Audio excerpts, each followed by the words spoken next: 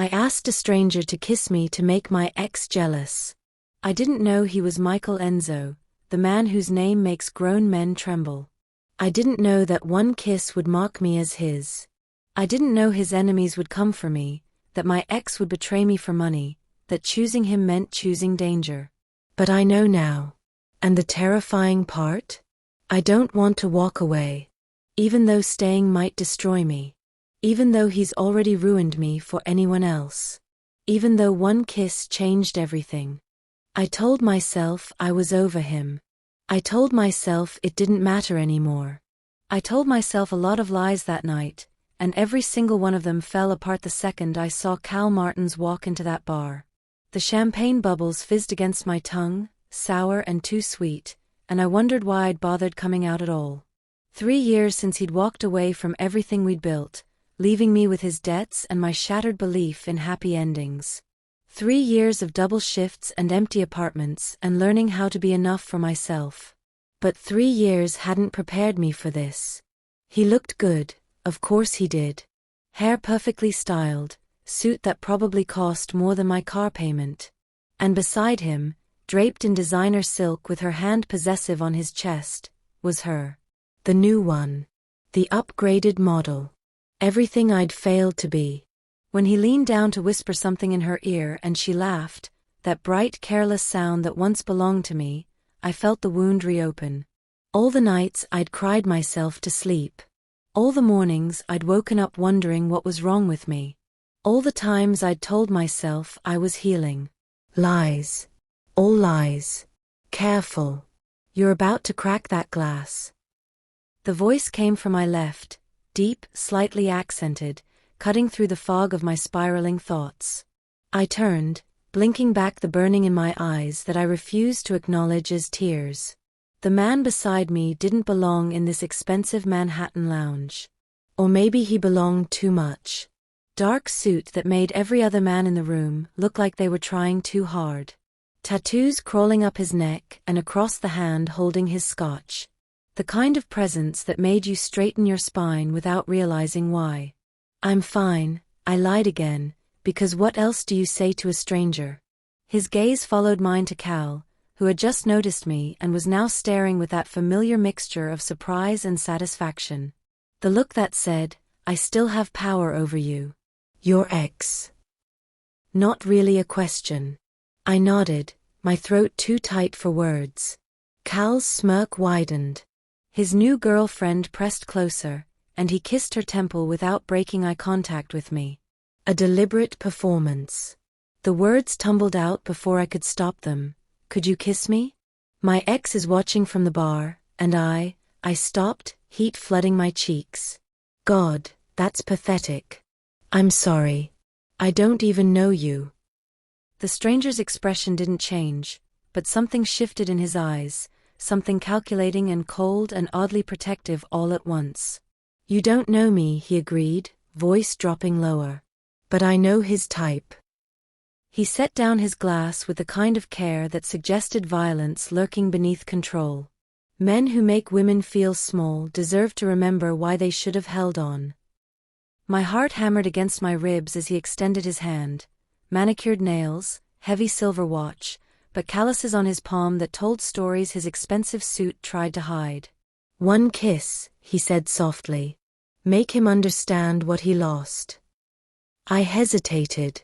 Every instinct screamed warning, the way servers moved carefully around him, the 2 men in dark suits who appeared at the bar's edges, the feeling that I was about to step into something I couldn't step back out of.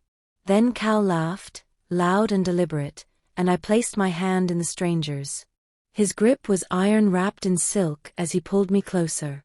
Your name, he murmured. Amber. Amber.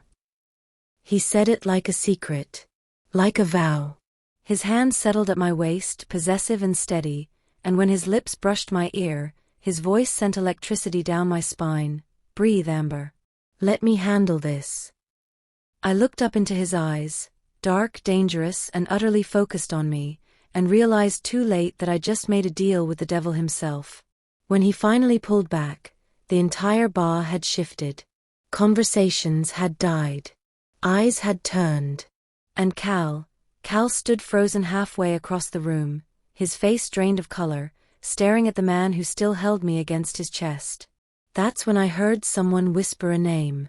Not the name he might have given me, but the one that made the bartender's hand shake as he poured, Michael Enzo.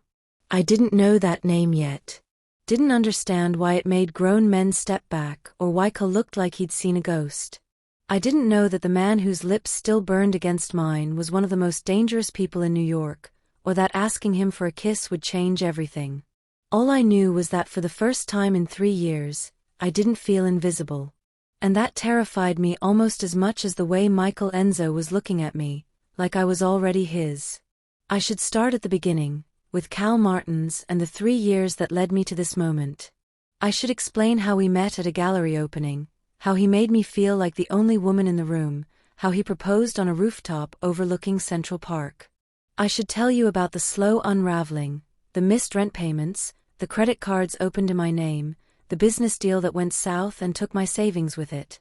About the morning I woke up to find him gone and a note that said simply, "This isn't working. You deserve better. Better." As if leaving me drowning in his debt was an act of mercy. But none of that mattered now.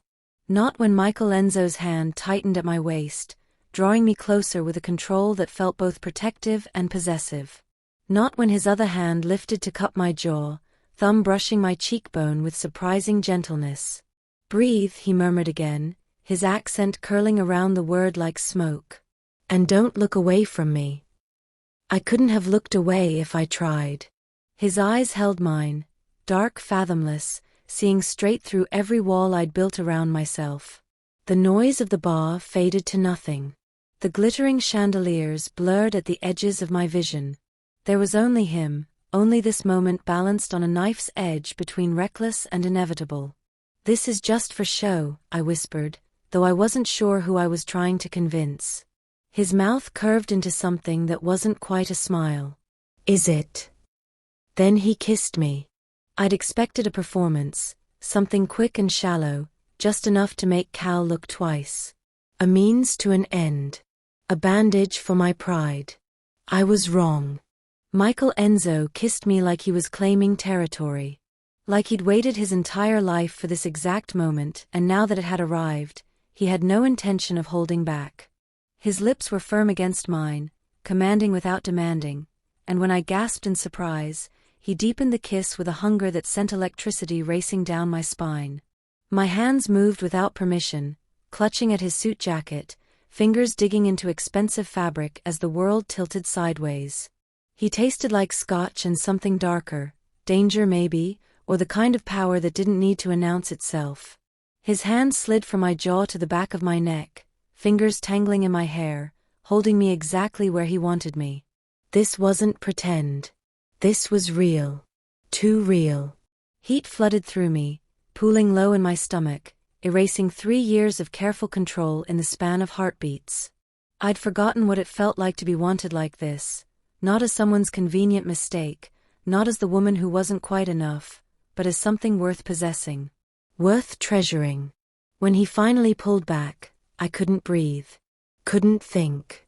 Could only stare up at him while my heart hammered against my ribs and my lips burned from the pressure of his. That, he said quietly, his thumb tracing my lower lip, was not just for show. The bar had gone silent around us. I became aware of it slowly, like surfacing from deep water. The jazz quartet had stopped mid-song. Conversations had died mid-sentence. Even the clink of glasses had ceased, replaced by a tension so thick I could feel it pressing against my skin. The bartender stood frozen, a bottle of champagne suspended in mid-pour. A server near the kitchen entrance had gone pale, her tray trembling in her hands. And the 2 men in dark suits I'd noticed earlier, they'd moved. One now stood near the exit, blocking it without appearing to block it. The other had positioned himself near the bar, his hand resting casually beneath his jacket in a way that made my stomach clench. "What have I done? Michael?" The bartender's voice cracked slightly. "Sir. Would you like another drink?" "Sir." Not the casual familiarity he'd used with other patrons. This was deference. Fear wrapped in politeness. Michael didn't acknowledge him. His attention remained fixed on me, his hands still cradling the back of my neck, his body angled to shield me from the rest of the room. When he spoke, his voice was low enough that only I could hear. "You're shaking." I was. I hadn't realized. My entire body trembled against his, though whether from the kiss or from the sudden, terrible understanding that I'd just involved myself with someone far more dangerous than I'd imagined, I couldn't say. "Who are you?" The question came out as barely more than a whisper. His eyes searched mine, and for a moment, something almost like regret flickered behind them. "Someone who's going to make sure your ex never looks at you like that again." A glass shattered somewhere behind us. Michael's head turned slightly, tracking the sound, and I followed his gaze to see Cal standing 15 feet away. The woman on his arm had disappeared, fled probably, sensing the shift in atmosphere that I'd been too distracted to notice.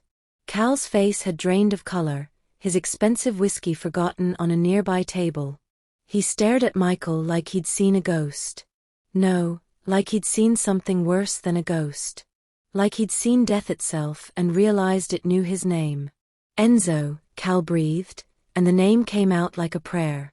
Or a curse. The air in the room crystallized.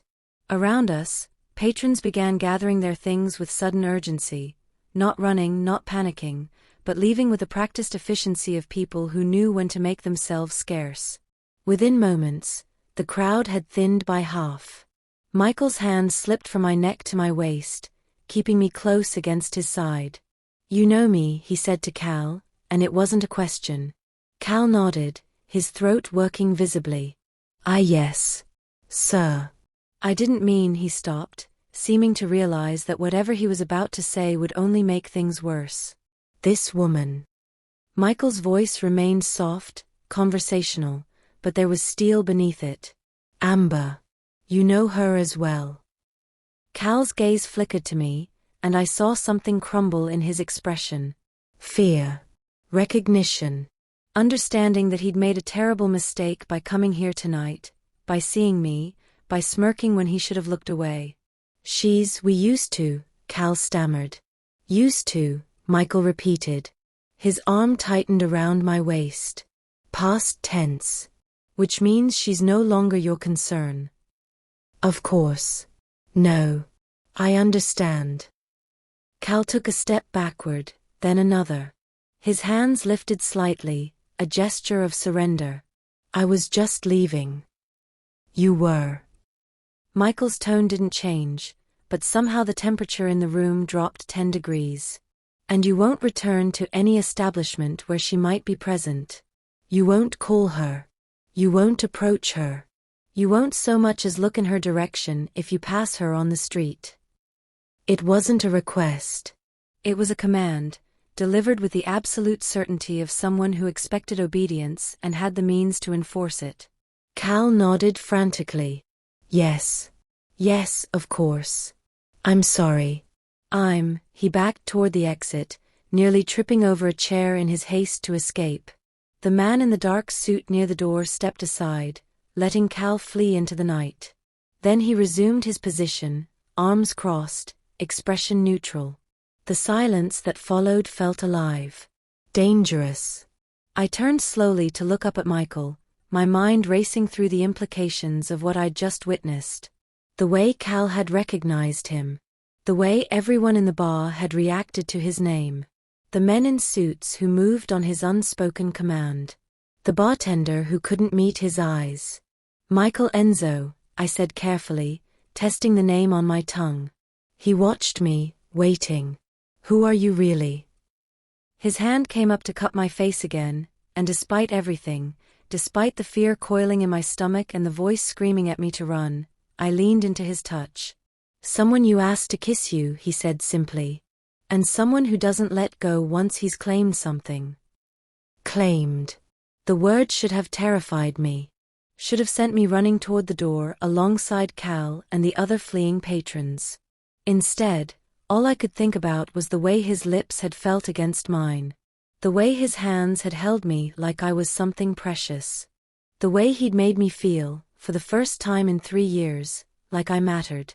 I should go, I whispered, though my feet remained rooted to the spot. Should you? His thumb brushed across my cheekbone. Or should you stay and let me buy you a real drink? One that doesn't taste like regret and cheap champagne. I knew the answer I should give. Knew I should thank him politely, gather what remained of my dignity, and disappear into the Manhattan night before I got any deeper into whatever this was. But when I opened my mouth, what came out was, "What kind of drink?" Michael Enzo smiled, a real smile this time, dangerous and warm and full of dark promise. "The kind you don't forget," he said, and guided me toward a private booth in the back corner of the bar, where the shadows gathered like old friends and the rest of the world couldn't reach us. The private booth swallowed us in velvet and shadow. Crystal decanters lined a small bar built into the mahogany paneling, catching the amber light from a single brass lamp. Michael guided me onto the leather seat with a hand at the small of my back, proprietary, protective, impossible to refuse. "Sit," he said quietly. "I'll be right back." He moved toward the bar to speak with someone, leaving me alone with my racing thoughts and the phantom heat of his kiss still burning on my lips. Through the carved wooden screen separating us from the main floor, I could see the bar slowly refilling with patrons, though they gave this corner a wide berth, as if an invisible line had been drawn that no one dared cross. What am I doing here? The question hammered through my skull, but before I could formulate an answer, a familiar voice cut through the quiet like broken glass. "Pathetic." I looked up to find Cal standing at the edge of the booth, his earlier fear apparently forgotten, or buried beneath alcohol and wounded pride. His face was flushed, jaw tight, eyes bright with the kind of anger I remembered from our worst fights. The kind that came right before he said things designed to leave scars. "I'm sorry." I kept my voice steady, though my hands trembled in my lap. "You heard me." He leaned against the wooden screen, blocking my view of the bar. "Pathetic, Amber. You'll throw yourself at any man in an expensive suit just to get back at me? Just to make me feel, what? Jealous." He laughed, bitter and cruel. "You think I care who you kiss?" The words hit exactly where he'd aimed them, straight through the armor I'd spent 3 years building. Heat flooded my cheeks. My throat constricted. "Cal, you need to leave." I hated how small my voice sounded. "Or what?" He pushed off the screen, taking a step closer. "You'll have your new boyfriend throw me out? Please." I saw the way you begged him to kiss you. Desperate. Clinging to the first man who'd give you attention. His lip curled. "Some things never change. You were always so needy, so." "The lady asked you to leave." Michael's voice came from behind Cal, low, calm, and absolutely glacial. He'd appeared so silently that even I hadn't heard him approach. He stood with his hands in his pockets, relaxed, but there was nothing casual about the way he occupied space. The air around him seemed to sharpen, to compress, until even breathing felt difficult. Cal spun around, and for a second, I saw real fear flash across his face before pride crushed it back down. "This doesn't concern you. I'm having a conversation with my ex-wife." "Ex," Michael repeated, taking one step forward. "Just one." Cal stumbled back too. "Which means you have no right to be here. No right to speak to her. No right to breathe the same air." "Listen, I don't know who you think you are," Cal started, his voice rising with false bravado. Michael tilted his head slightly, studying Cal the way a scientist might study an insect. "You don't know who I am?" Something in his tone made Cal pause. Made him really look at Michael for the first time, not just seeing an expensive suit and tattoos, but seeing him. Recognition dawned slowly, like blood spreading through water. Cal's face went white. "No," he breathed. "No, you're." "Yes." Michael's smile didn't reach his eyes. "Enzo." The name came out as barely more than a whisper, strangled and terrified. "You're Michael Enzo." The booth suddenly felt smaller. Darker. I watched Cal's transformation with growing unease, the way his shoulders hunched, the way his hands began to shake, the way he took another stumbling step backward as if Michael had physically pushed him. I wasn't, Cal's words tumbled over each other. Sir, I apologize. I didn't realize she was with you. If I'd known. If you'd known, you would have what? Michael's voice remained soft, conversational. Somehow that made it more terrifying. Treated her with respect? Or simply hidden your disrespect better? Around us, the bar had gone silent again. I could feel eyes watching through the gaps in the wooden screen, feel the weight of attention focused on our corner. The two men in dark suits had materialized nearby, not threatening, not moving, just there. Present. Waiting. The bartender had stopped pouring mid-drink. A server stood frozen halfway to a table. Even the jazz quartet had let their song trail into silence. Everyone was watching. Everyone knew something I didn't. I'm sorry, Cal said again, his voice cracking. Sweat beaded on his forehead despite the bar's cool air. Please. I'll go. I won't come back. I won't bother her again. I swear. Michael studied him for a long moment, and I couldn't read his expression. Couldn't tell if he was considering mercy or simply deciding how much fear was appropriate. Finally, he spoke. You have 10 seconds to leave this establishment. If I see you again, anywhere near Amber, anywhere I happen to be, I won't be this understanding. He paused. 9 seconds. Cal didn't wait for 8. He turned and fled, knocking into a chair in his desperation to reach the exit. The door slammed behind him with a finality that echoed through the sudden silence. Slowly, carefully, the bar began to breathe again. Conversations resumed in hushed tones. The jazz quartet picked up their instruments.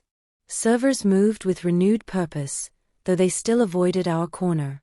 Michael turned back to me, his expression softening into something almost gentle. I apologize. That was unpleasant. I stared up at him, my mind reeling. Who are you? He slid into the booth across from me, close enough that our knees touched. I told you. Michael Enzo. That's a name, not an answer.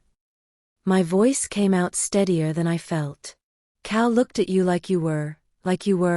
I stopped, struggling to find words for the terror I'd seen in my ex-husband's face.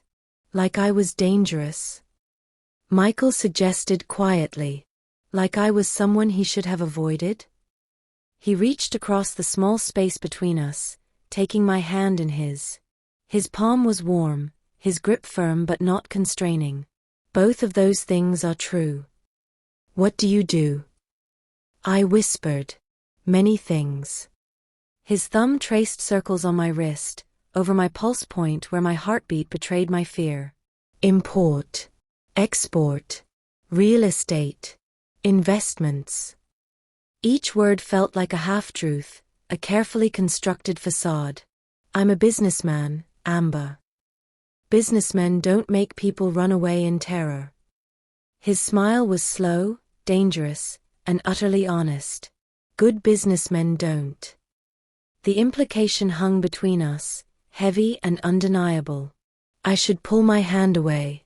Should stand up and walk out of this bar, out of this moment, back to my small apartment and my safe, predictable life. Should forget the way he'd kissed me, the way he'd defended me, the way his touch made me feel both cherished and claimed. Instead, I heard myself ask, why did you kiss me? Really? Michael leaned forward, his free hand coming up to cup my jaw the way it had before.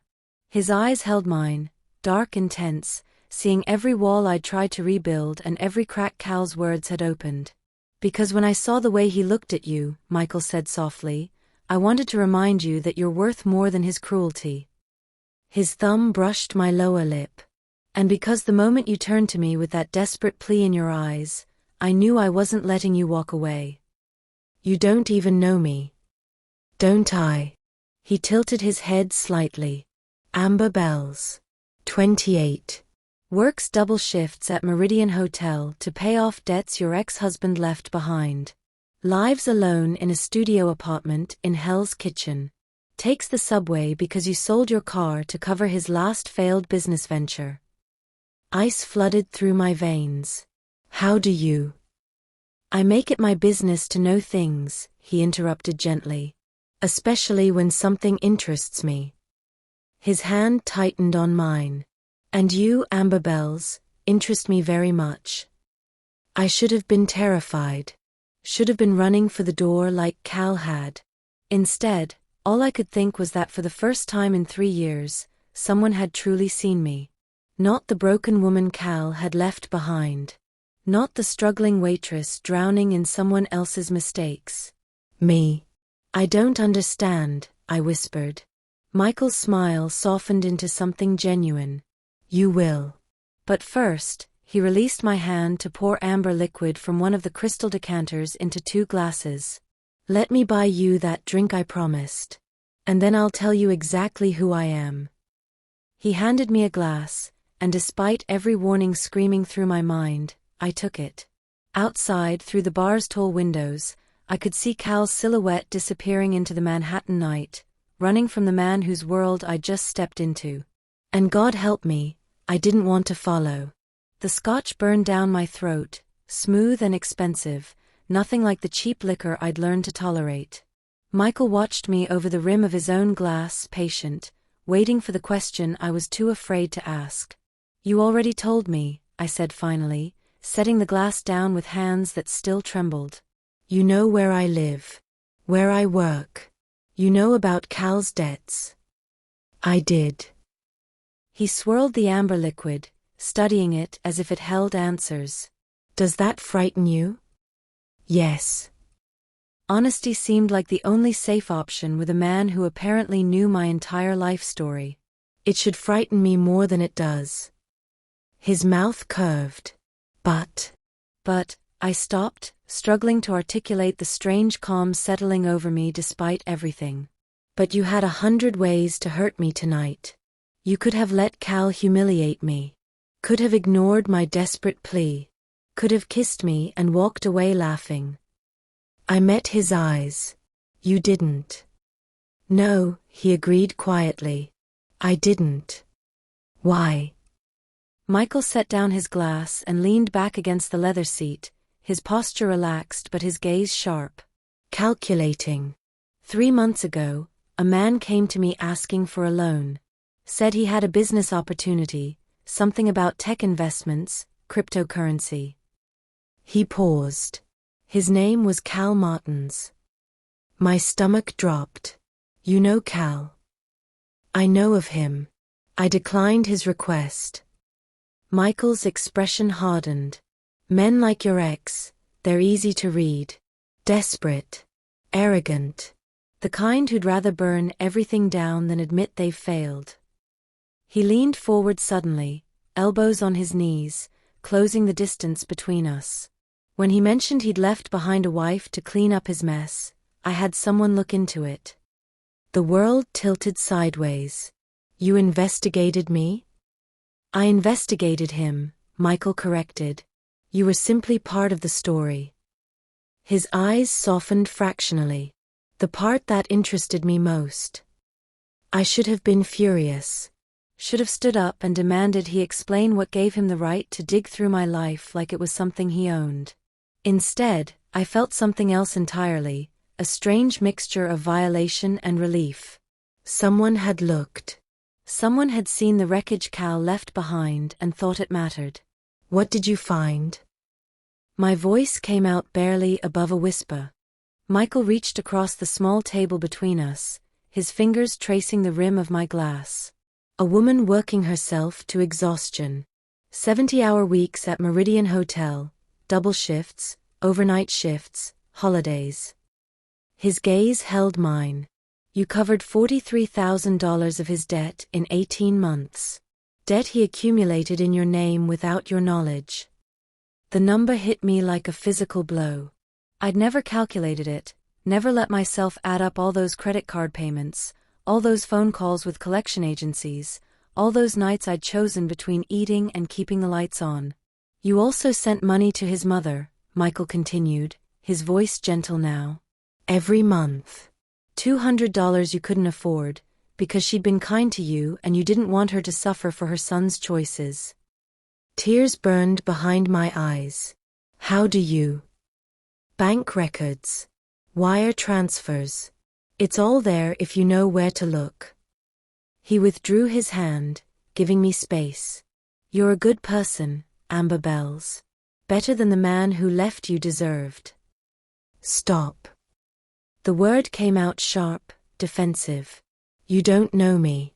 You know facts. Data. That's not the same thing. Isn't it? He tilted his head, studying me with that unsettling intensity. I know you work mornings at Meridian despite hating early shifts because the tips are better. I know you walk past the coffee shop on 9th every morning but never go in because the lattes cost $7 and you've decided that's wasteful. His voice dropped lower. I know you cry in the shower at night when you think no one can hear you. The tears spilled over before I could stop them. You had someone watching me. It wasn't a question.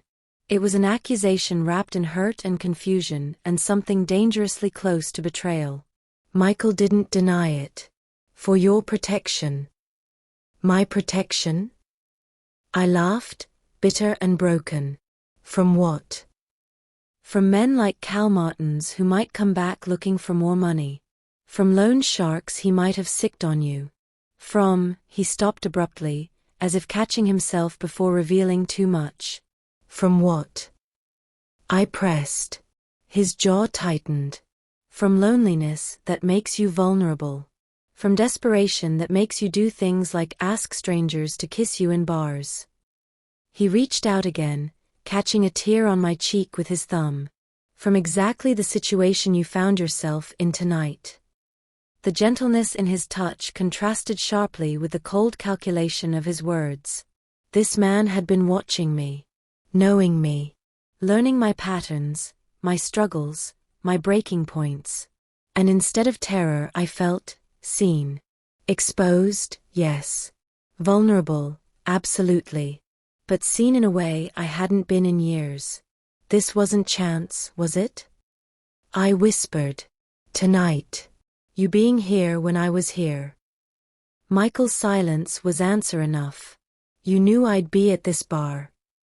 The pieces fell into place with sickening clarity. You knew Cal would be here too. I knew Cal frequented this establishment on Friday nights. I suspected, he paused, choosing his words carefully. I suspected that eventually, your paths would cross. And when they did, you'd need someone. So you appointed yourself my protector? Anger sparked through the confusion. You manipulated this entire situation. I ensured you weren't alone when you faced your past. His voice remained calm, infuriatingly reasonable. There's a difference. Is there? I stood abruptly, the booth suddenly too small, his presence too overwhelming. You investigated me. Watched me. Orchestrated this, I gestured between us. Whatever this is. And you think that's protection? Michael stood as well, his height and proximity making me step back against the leather seat. But he didn't advance. Just stood there, hands in his pockets, watching me with those dark, unreadable eyes.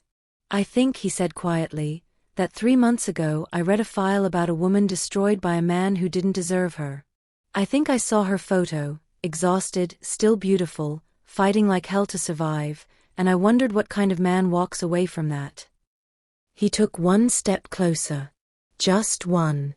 And I think that tonight, when you walked into this bar wearing a dress you probably couldn't afford and heels that hurt your feet, trying so hard to pretend you were fine, I knew I'd been right to watch.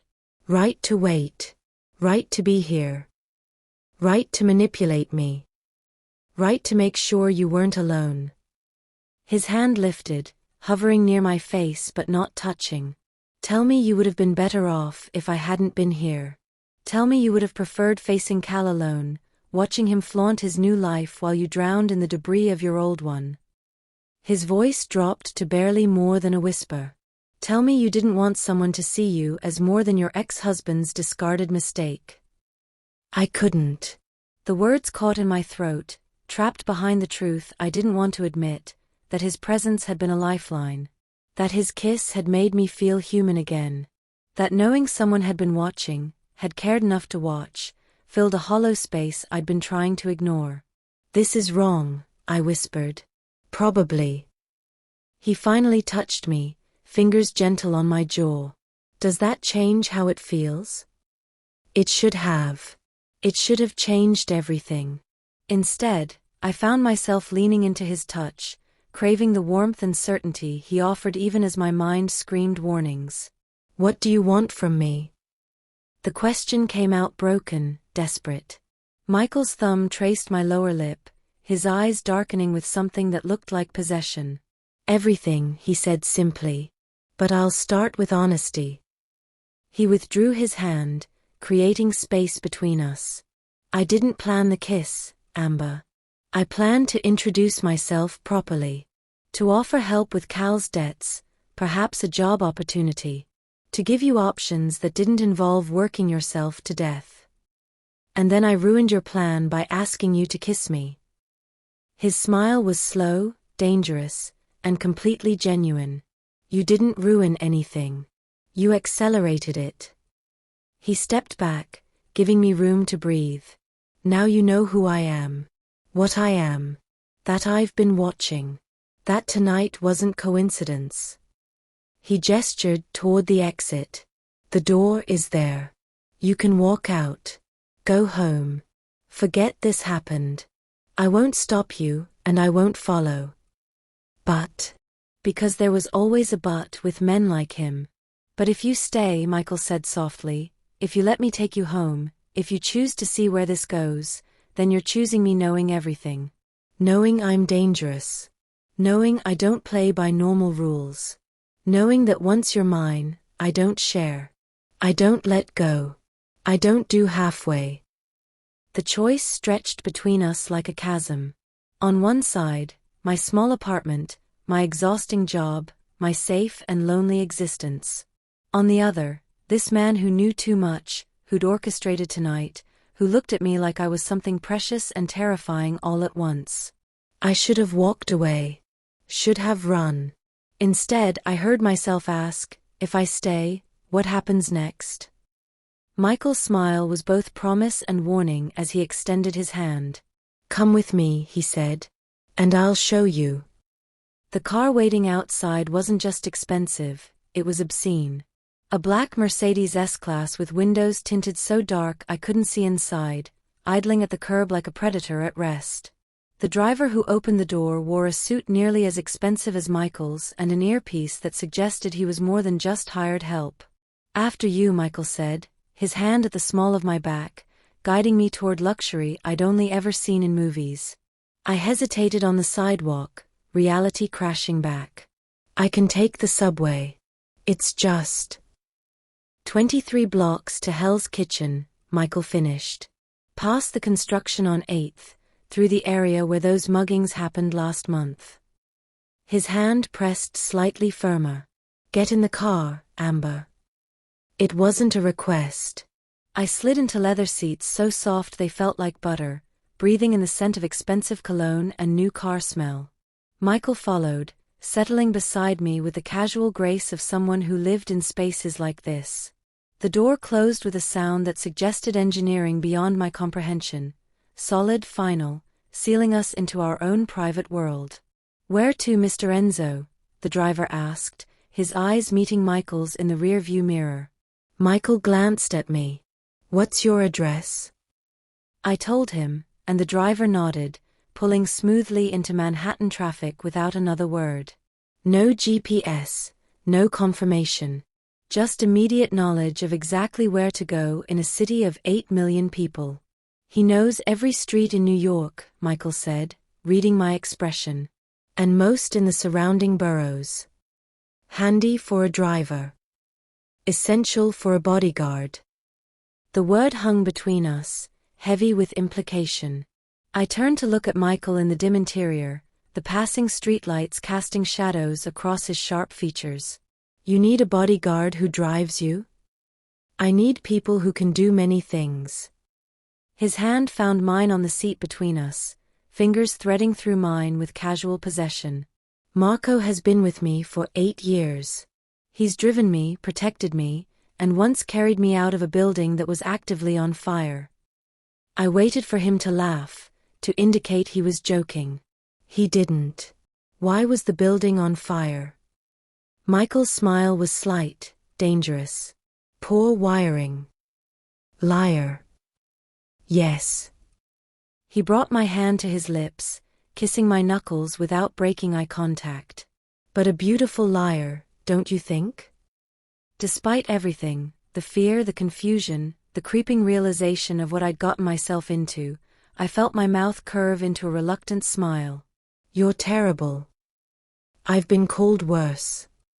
His thumb traced circles on my palm, usually by people who later regretted it.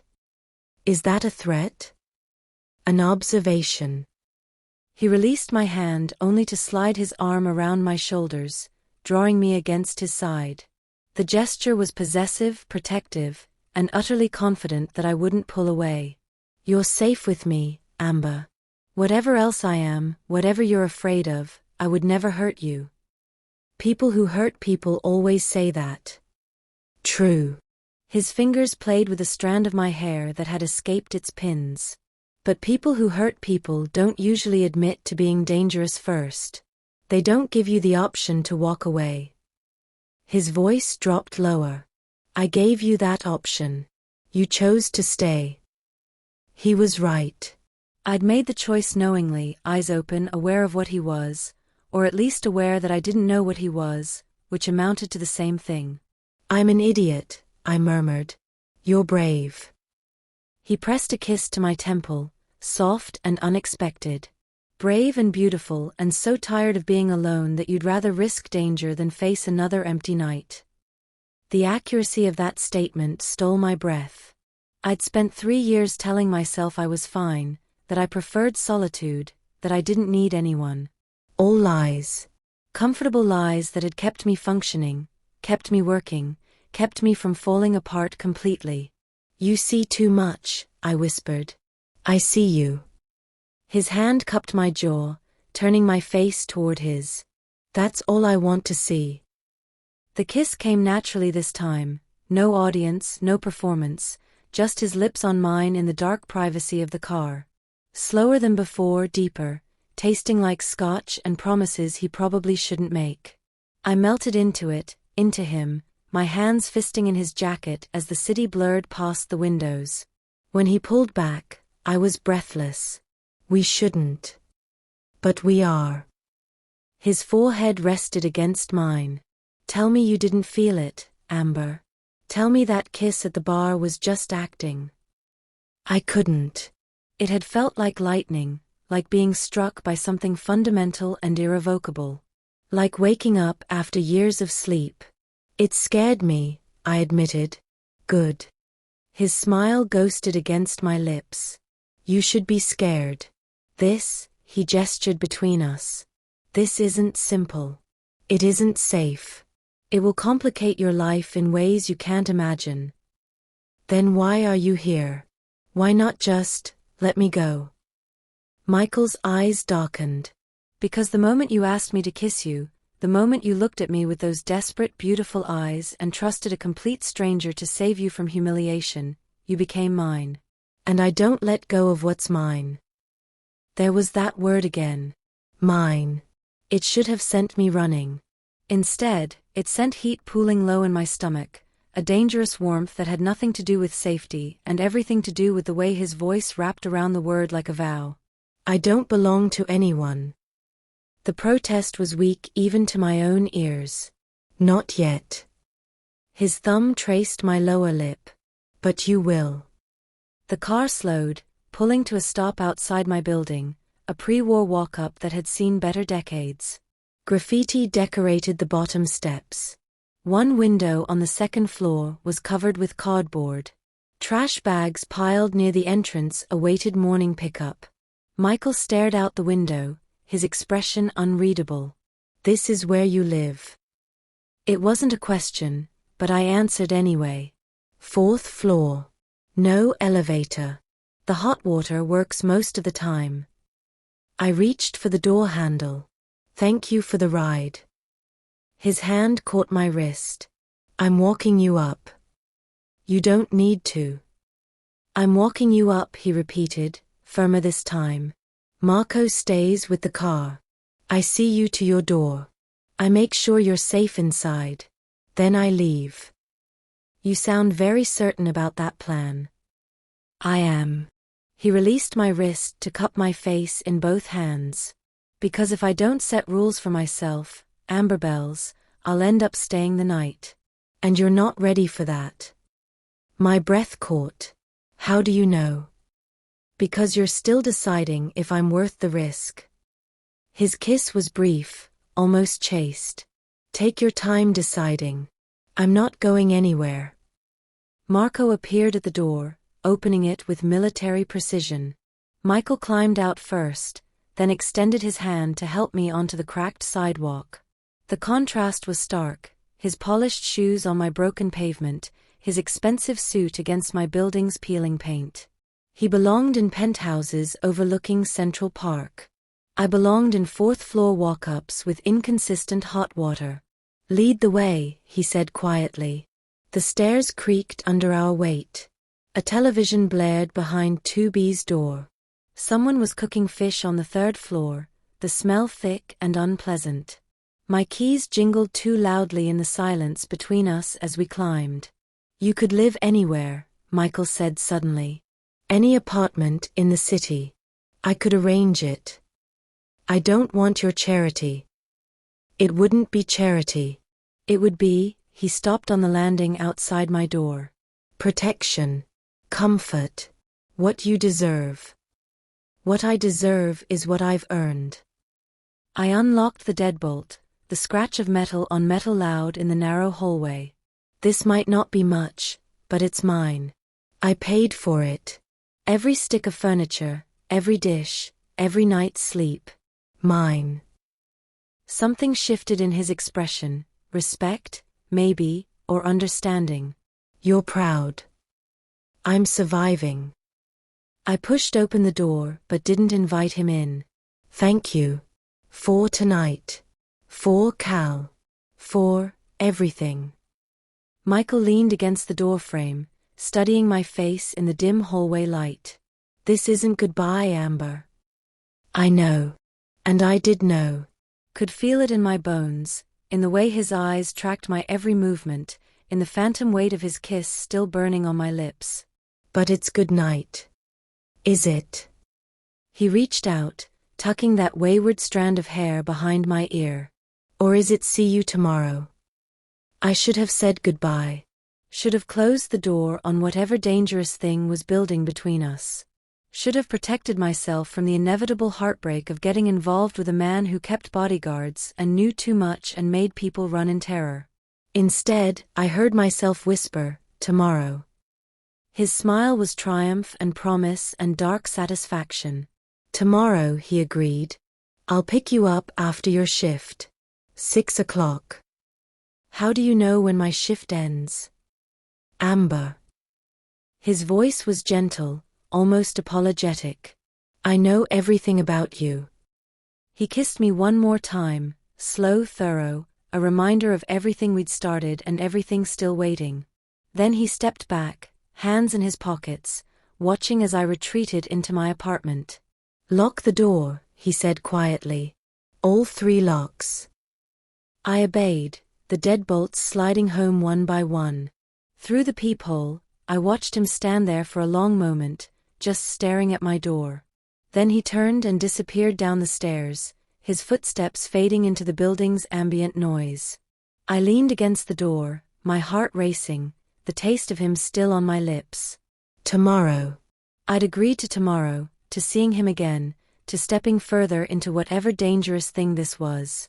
Outside, an engine purred to life.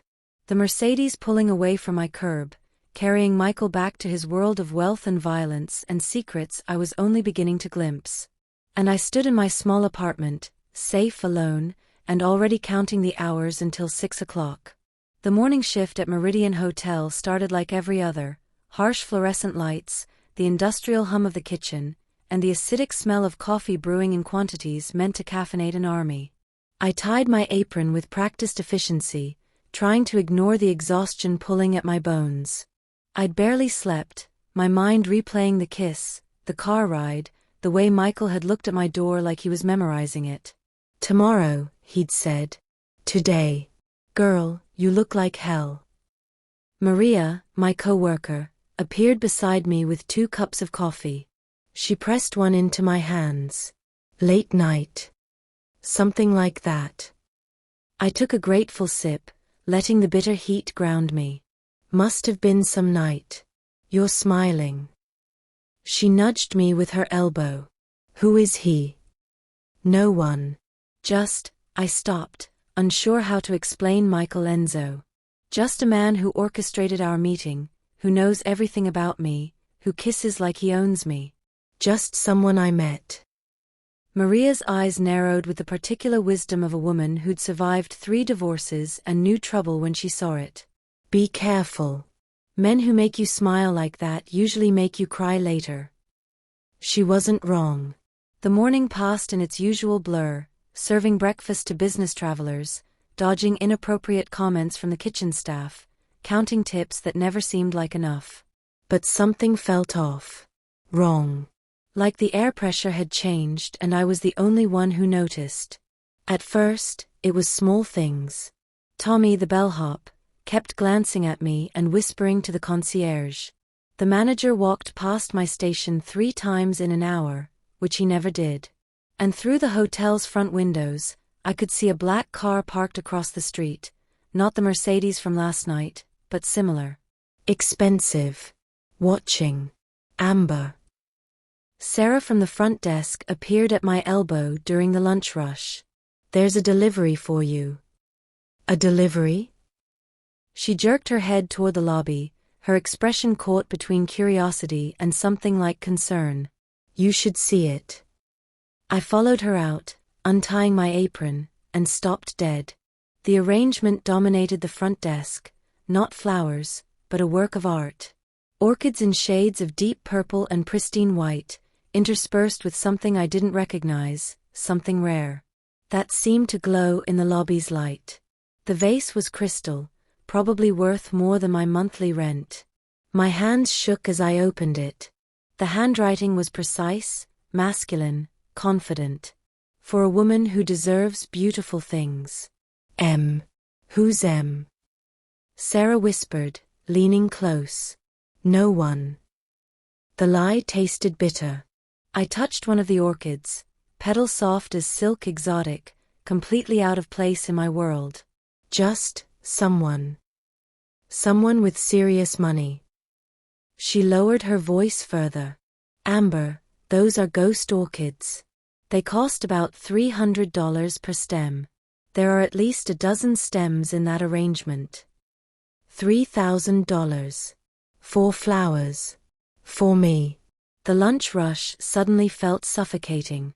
I was aware of eyes on me, hotel guests noting the extravagant display, co-workers whispering, and through the window, that black car still parked across the street. "Can you cover my tables for 10 minutes?" I asked Sarah. "Sure, but..." I didn't wait for her to finish. I pushed through the employee entrance into the alley behind the hotel, needing air, needing space to think.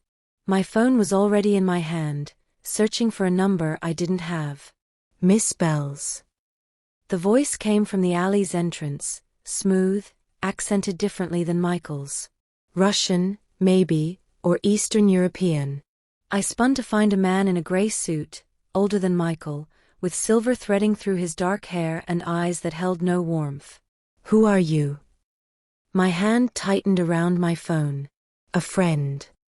He smiled, but it didn't reach his eyes. "Or I could be."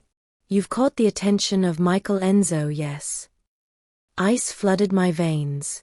"I don't know what you're talking about." "Please." He took a step closer. I took one back. The flowers. The car waiting outside. The fact that Marco Rossetti has been parked across the street since your shift started. He tilted his head. Michael has made you his. The question is, do you understand what that means? I need to get back to work. It means you're now a piece on the board. Another step. It means people who have disagreements with Michael might see you as leverage, as a weakness to exploit. His smile sharpened. It means you should be very careful about who you trust. Is that a threat? A warning? He pulled a card from his pocket, holding it out. When you realize what you've gotten into, when Michael's world becomes too dangerous, call me. Viktor Volkov. I protect people from men like Enzo. I didn't take the card. Get away from me. Smart girl. Loyal already. He dropped the card at my feet. But loyalty to dangerous men often ends in tragedy. Remember that. He disappeared back into the street, leaving me shaking in the alley with a business card lying in a puddle at my feet. I kicked it deeper into the water and returned to the hotel, my heart hammering, my mind racing. The rest of my shift passed in a fog. Every customer felt like a threat. Every car outside could be watching. By the time 6 o'clock arrived, I was wound so tight I might shatter. The Mercedes appeared exactly on time. Michael stepped out as I emerged from the employee entrance, and the relief that flooded through me was terrifying in its intensity. He wore a different suit, still expensive, still perfect, and his expression softened when he saw me. Rough day? He asked quietly. You could say that. I didn't move toward him. We need to talk. Something shifted in his eyes. Get in the car, Amber. No. Here. Now. I crossed my arms, trying to find strength I didn't feel. A man approached me today. Viktor Volkov. He said I was a piece on a board. That people who have problems with you might use me as leverage. My voice rose despite my effort to control it. What the hell have you gotten me into? Michael went very still. When he spoke, his voice was dangerously soft. What did he say exactly? That I should be careful. That loyal women who trust men like you end up tragic. I laughed, bitter and broken. What do you want from me, Michael? Really? Because $3,000 flowers and strange men threatening me in alleys isn't what I signed up for. You asked me for a kiss. He closed the distance between us in 3 strides, his hand cupping my face with surprising gentleness despite the steel in his voice. You don't walk away from me after that. I didn't know what I was asking for. Yes, you did. His thumb traced my cheekbone. Maybe not consciously. Maybe not the details. But you knew I was dangerous. You knew I wasn't ordinary. And you asked anyway because some part of you wanted this, wanted to be claimed by someone who wouldn't let you go. That's not. Isn't it? His other hand found my waist, pulling me against him despite the open street, despite whoever might be watching. You spent 3 years alone, Amber. Working yourself to death, paying for someone else's mistakes, drowning in loneliness so profound it was killing you slowly. And then a dangerous stranger offered you a way out, and you took it. Tears burned behind my eyes. I didn't ask for death threats. That wasn't a death threat. That was Viktor testing you.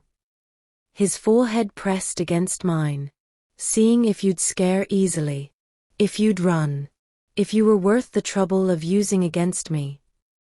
And am I? The question came out as barely more than a whisper.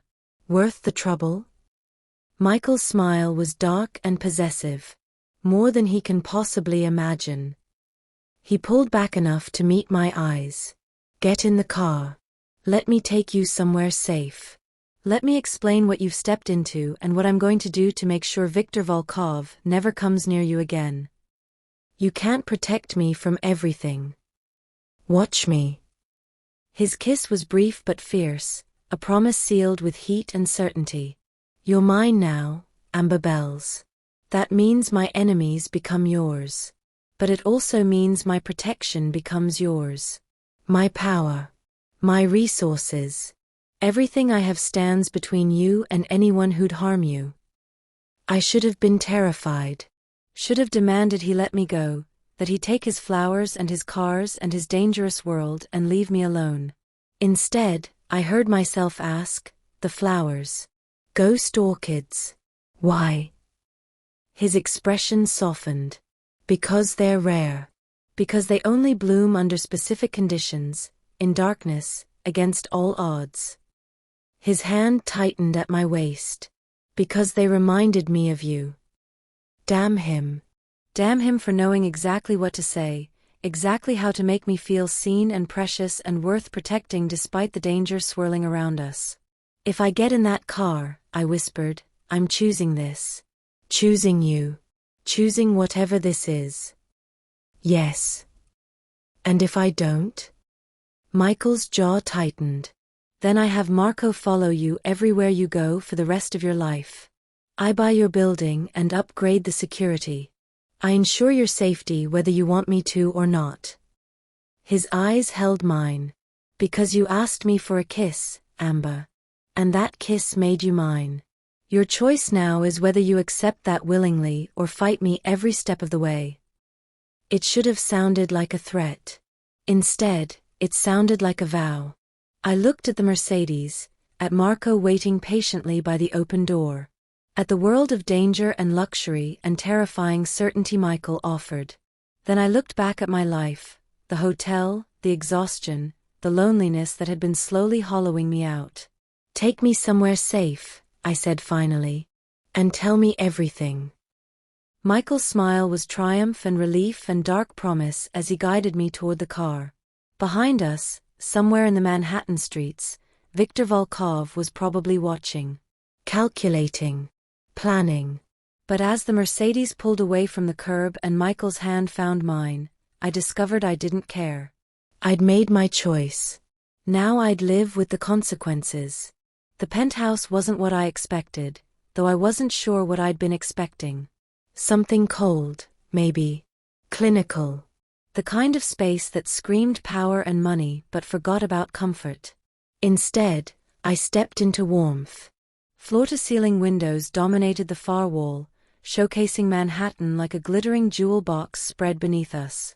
The furniture was leather and dark wood, masculine but inviting. Bookshelves lined one wall, actual books, worn spines suggesting they'd been read. A fireplace flickered with real flames, casting dancing shadows across artwork I didn't recognize but suspected cost more than my yearly salary. Drink. Michael's voice came from behind me as he shrugged out of his jacket, draping it over a chair with casual grace. Answers. I turned to face him, trying to ignore how the firelight caught the angles of his face, the way his rolled-up sleeves revealed more of those intricate tattoos crawling up his forearms. You said you'd tell me everything. His mouth curved slightly. I said I'd tell you what you needed to know. He moved to the bar, because of course he had a bar, and poured 2 glasses of something amber. There's a difference. Don't play games with me. The words came out sharper than intended, fueled by the adrenaline still coursing through my system from Victor's encounter. A man threatened me today because of you.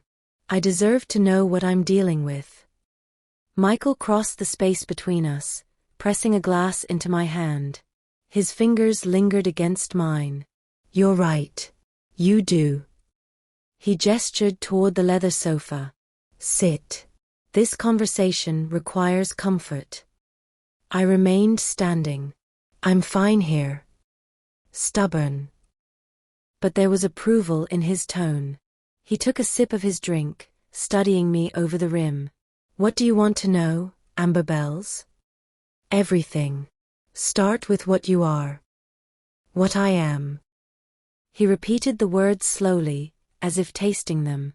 I'm a businessman, as I told you.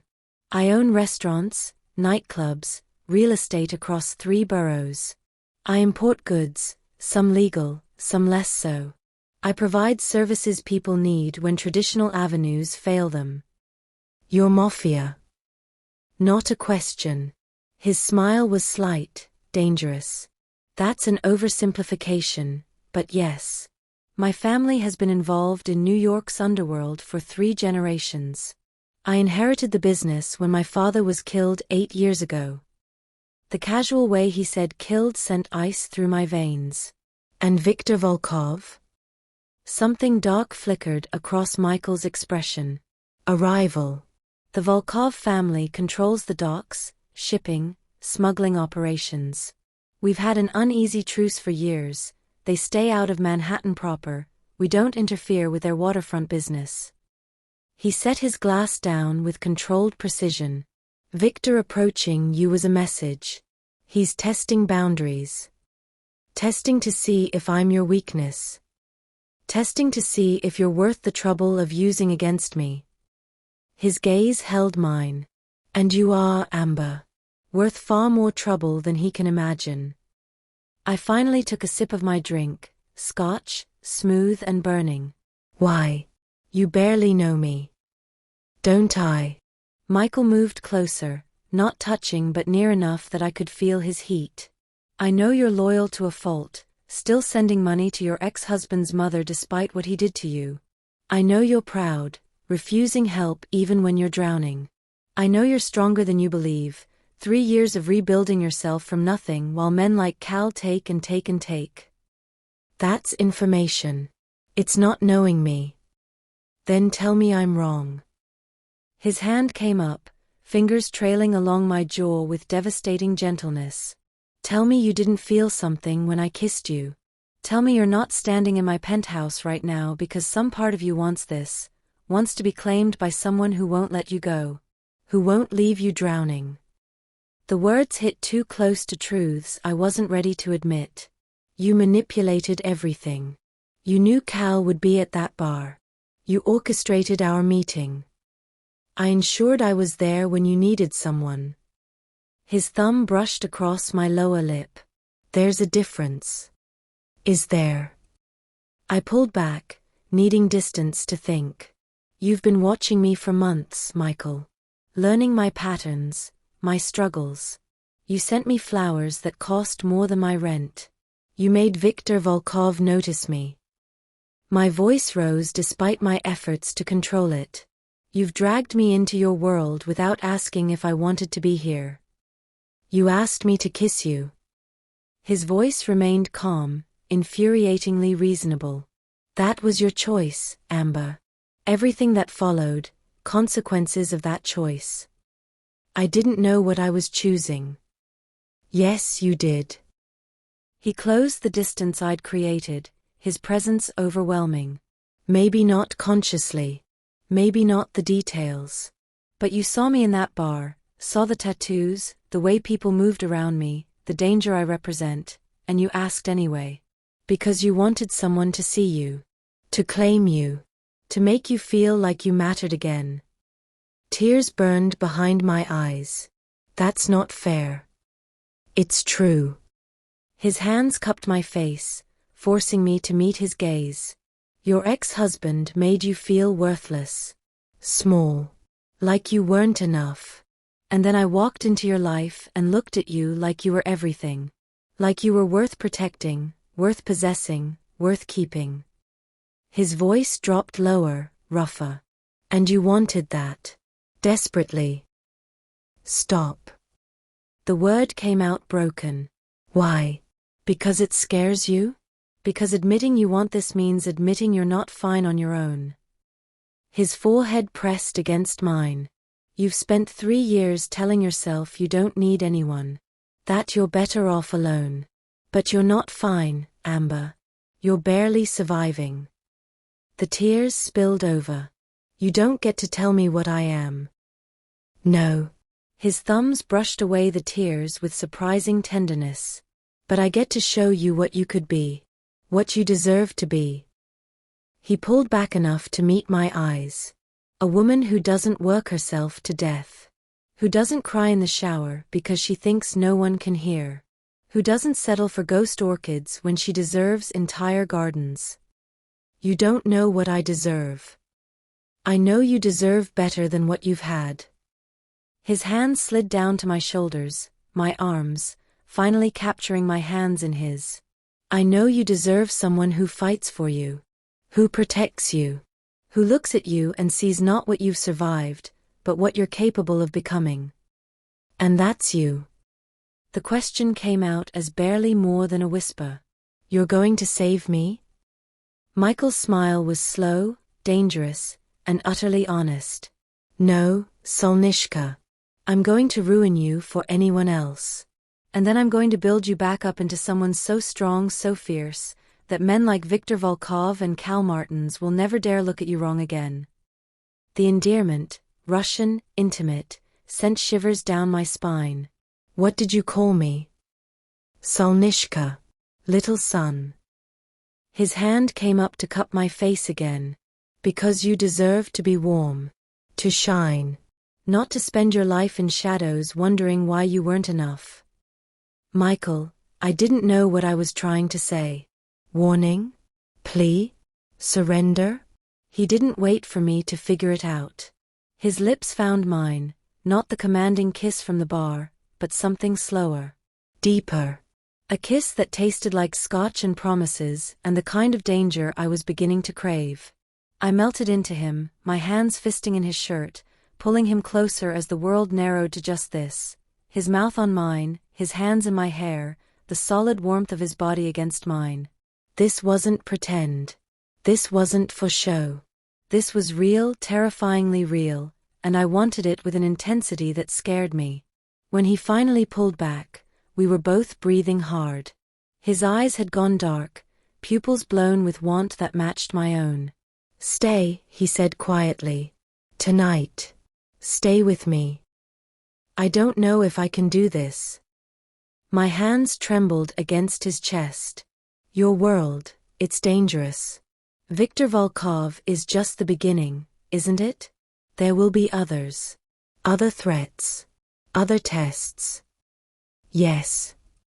He didn't lie, didn't try to soften the truth. My world is violence and power and darkness. Being with me means accepting that. Living with that. Letting me protect you while also trusting that I'll keep you safe. That's a lot to ask. I know. His hand tangled in my hair, tilting my head back to meet his gaze. But I'm asking anyway. Because that kiss, the one you begged for, the one that was supposed to be pretend, it changed everything.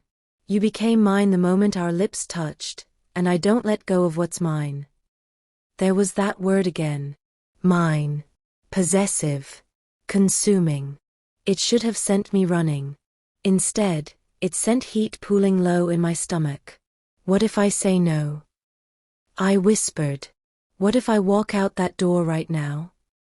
Michael's smile was both promise and warning. Then I have Marco follow you. I upgrade your building's security. I make sure you're never alone, never vulnerable, never at risk. His thumb traced my lower lip. I protect you whether you want me to or not. The only question is whether you accept that willingly or fight me every step. That's not a choice. It's the only choice I'm offering. His kiss was brief, fierce. Stay, Amber. Choose me. Choose this. Choose to stop surviving and start living. I looked past him to the windows, to Manhattan glittering like promises beneath us. My old life was down there somewhere, my small apartment, my double shifts, my safe and lonely existence. Everything I'd built from the wreckage Cal left behind. But here, in Michael's penthouse with his hands on my skin and his darkness wrapped around me like armor, here I felt alive. Seen. Wanted in a way I'd forgotten existed. If I stay, I said slowly, I need truth. No more secrets. No more manipulation. If I'm choosing your world, I deserve to know what I'm choosing.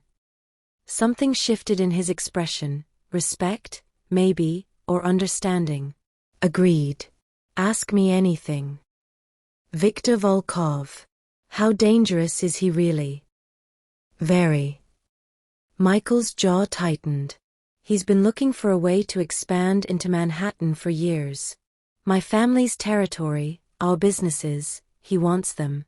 And he's willing to hurt people I care about to get them. And I'm someone you care about now. Yes. No hesitation. Which makes you a target. But it also makes you the most protected woman in New York City. His hands tightened on my waist. No one touches what's mine, Amber. Not Victor. Not Cal. Not anyone. What about Cal? I asked. He recognized you. He ran. But he also knows about me. About us. Michael's expression went cold. Cal Martins is a coward and a fool. He won't come near you again. You sound certain. I am. His smile held no warmth.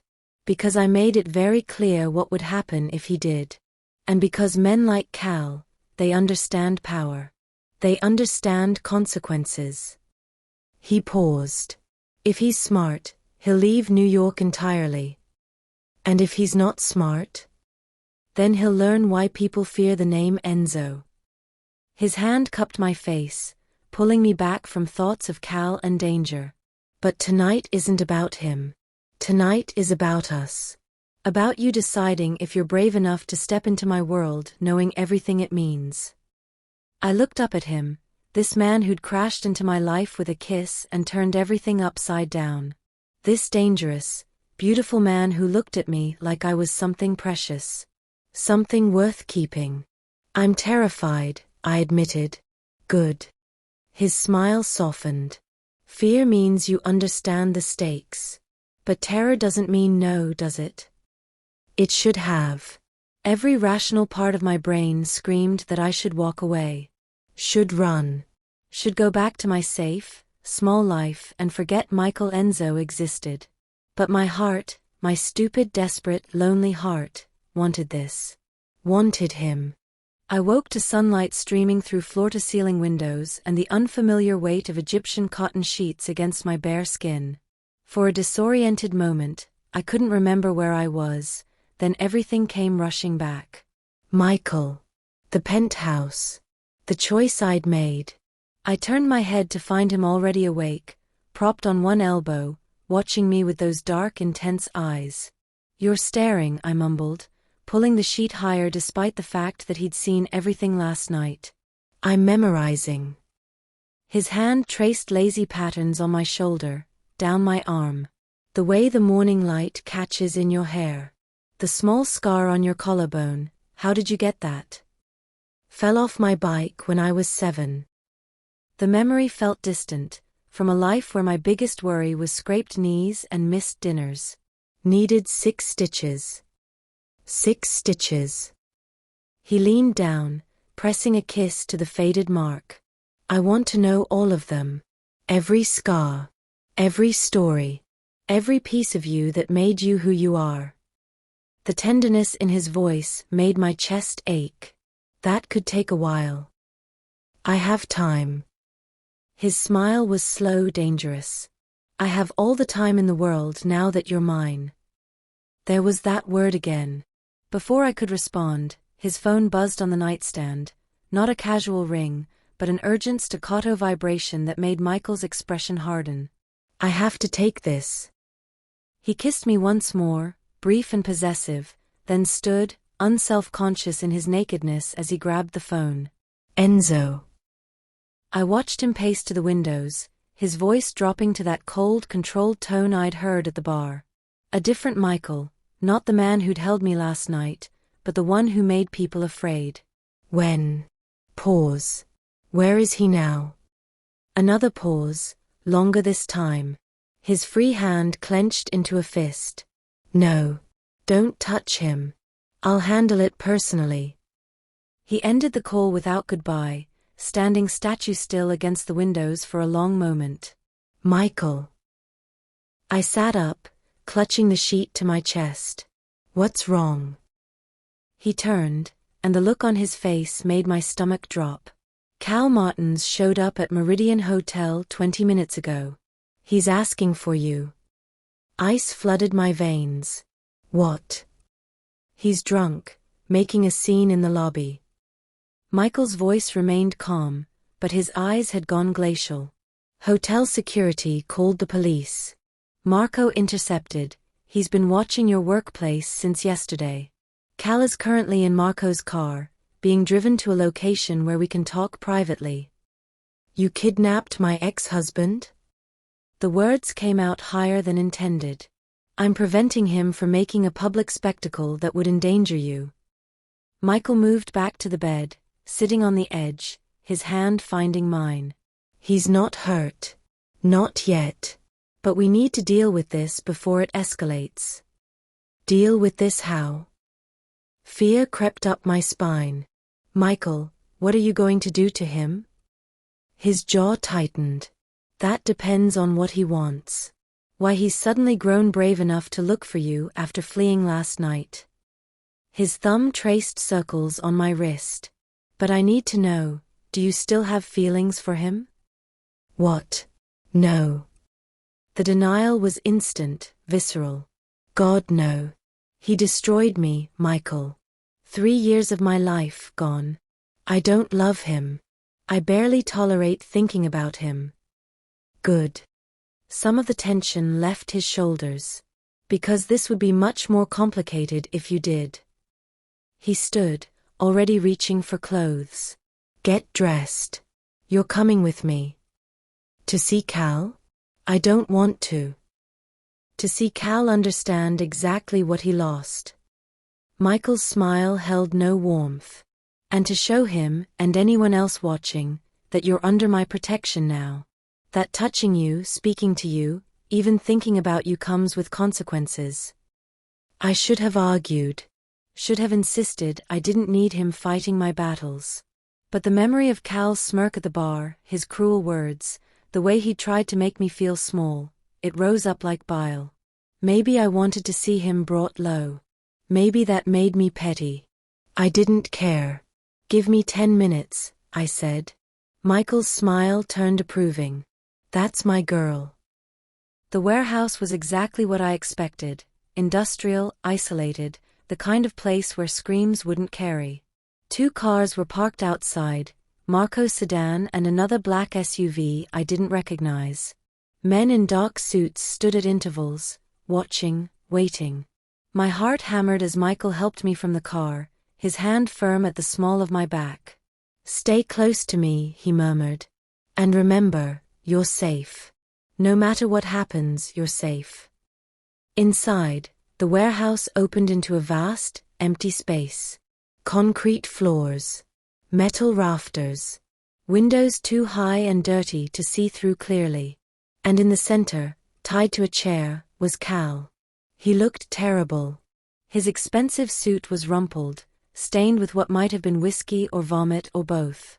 His face was bruised, someone had hit him though not badly.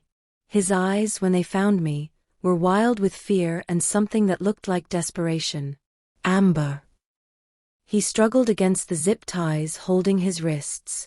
Amber, thank God. Tell them this is a mistake. Tell them we're friends. I said nothing. Just stood there, Michael's hand steady against my back, staring at the man who'd once promised me forever and delivered only ruin. We need to talk, Michael said quietly, his voice carrying through the empty space. About boundaries. About respect. About the consequences of forgetting one's place. Cal's gaze darted between us, landing on Michael with something close to terror. Mr. Enzo, sir, I apologize. I shouldn't have gone to the hotel. I needed to talk to Amber. To warn her about people like Viktor Volkov. I was trying to protect her. Protect her.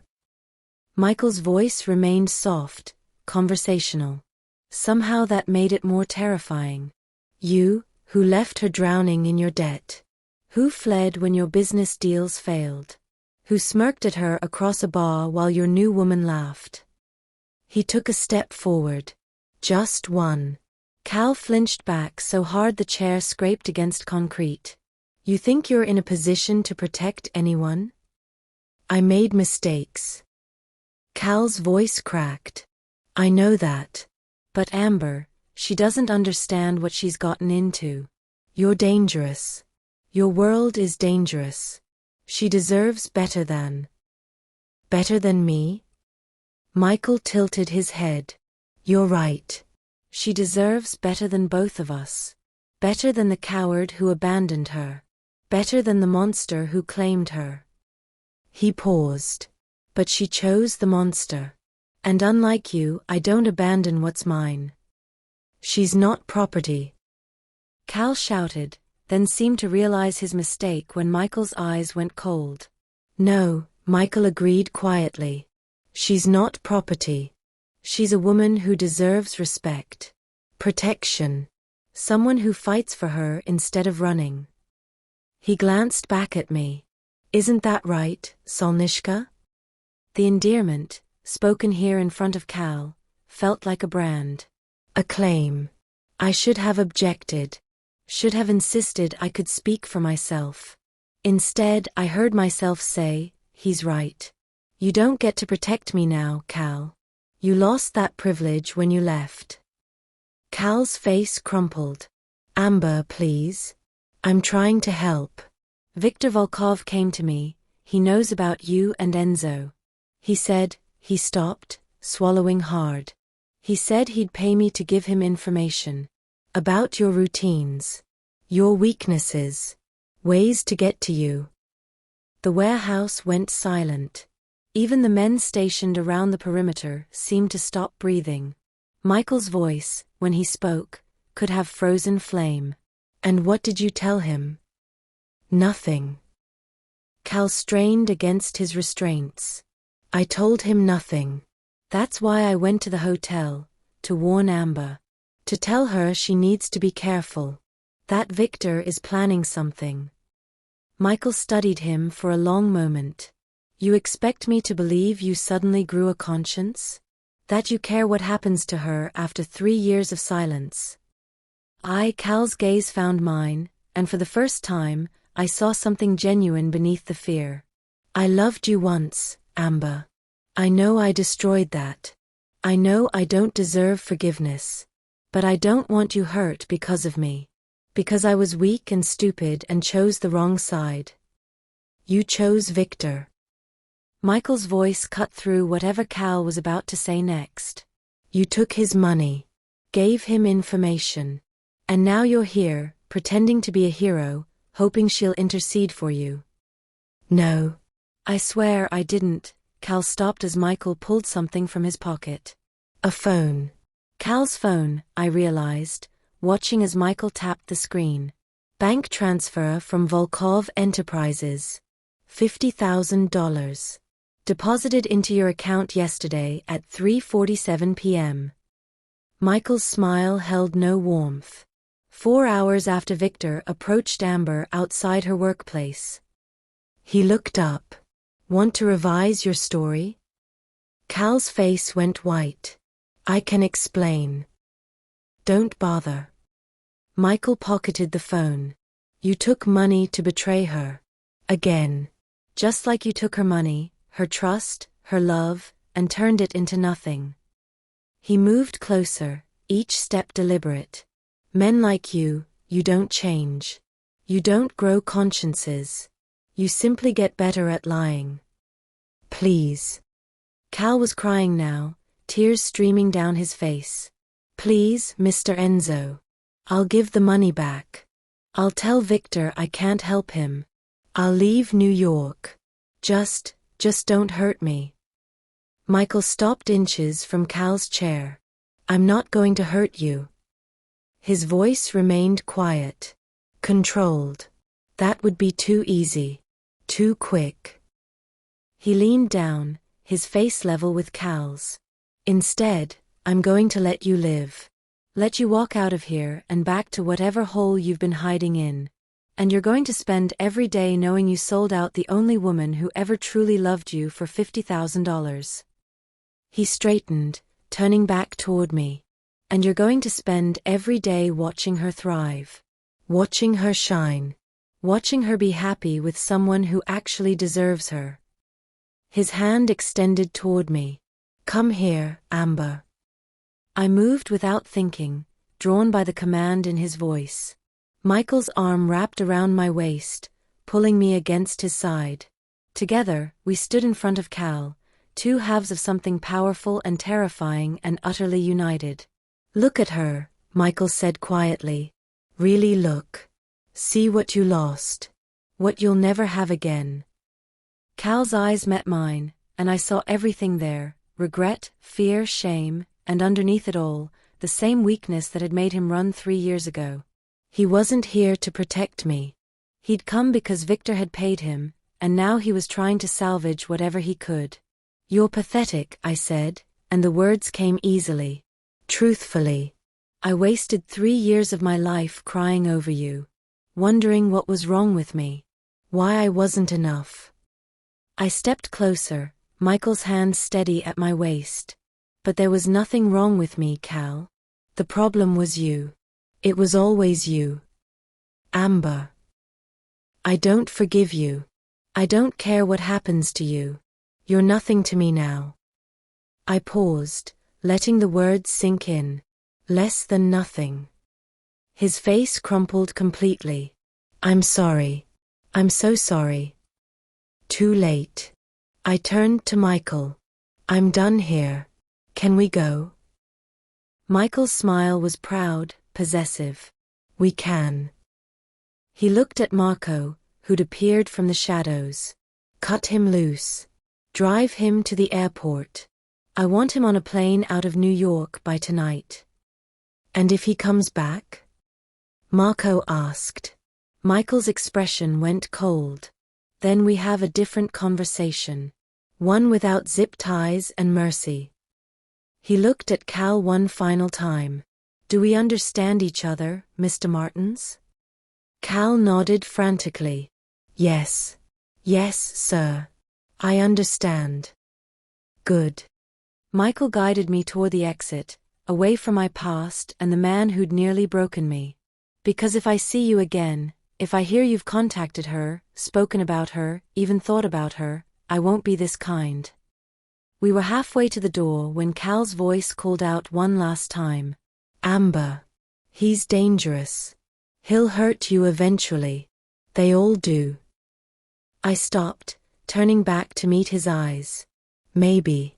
But at least he'll do it honestly. At least he sees me. Wants me.